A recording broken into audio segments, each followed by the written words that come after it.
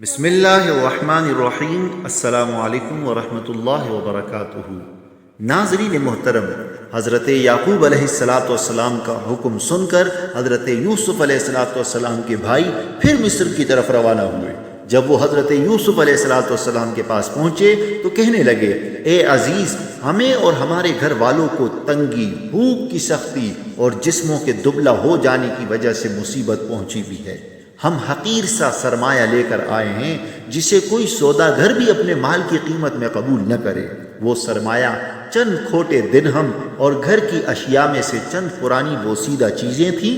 آپ ہمیں پورا ناپ دے دیجئے جیسا کھرے داموں سے دیتے تھے، اور یہ ناقص پونجی قبول کر کے ہم پر کچھ خیرات کیجئے، بے شک اللہ تعالیٰ خیرات دینے والوں کو صلہ دیتا ہے۔ بھائیوں کا یہ حال سن کر حضرت یوسف علیہ السلام پر گریہ طاری ہو گیا اور مبارک آنکھوں سے آنسو جاری ہو گئے، اور فرمایا، کیا حضرت یوسف علیہ السلام کو مارنا، کنویں میں گرانا، بیچنا، والد صاحب سے جدا کرنا اور ان کے بعد ان کے بھائی کو تنگ رکھنا، پریشان کرنا تمہیں یاد ہے؟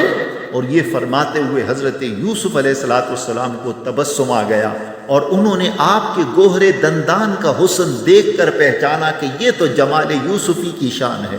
حضرت یوسف علیہ السلام کے بھائیوں نے کہا، کیا واقعی آپ ہی یوسف ہیں؟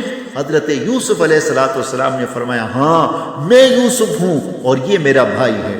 بے شک اللہ تعالیٰ نے ہم پر احسان کیا، ہمیں جدائی کے بعد سلامتی کے ساتھ ملایا اور دین و دنیا کی نعمتوں سے سرفراز فرمایا۔ بے شک جو گناہوں سے بچے اور اللہ تعالیٰ کے فرائض کی بجا آوری کرے، اپنے نفس کو ہر اس بات یا عمل سے روک کر رکھے جسے اللہ تعالیٰ نے اس پر حرام فرمایا ہے، تو اللہ تعالیٰ اس کی نیکیوں کا اجر و ثواب اور اس کی اطاعت گزاری کی جزا ضائع نہیں کرتا۔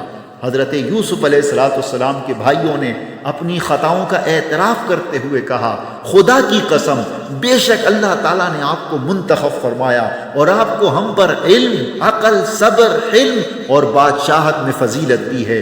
بے شک ہم خطاکار تھے، اور اسی کا نتیجہ ہے کہ اللہ تعالیٰ نے آپ کو عزت دی، بادشاہ بنایا اور ہمیں مسکین بنا کر آپ کے سامنے لایا۔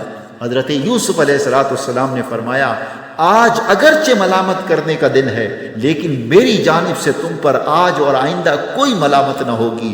پھر بھائیوں سے جو خطائیں سرزد ہوئی تھی ان کی بخشش کے لیے حضرت یوسف علیہ السلام نے دعا فرمائی کہ اللہ تعالیٰ تمہیں معاف کرے، اور وہ سب مہربانوں سے بڑھ کر مہربان ہے۔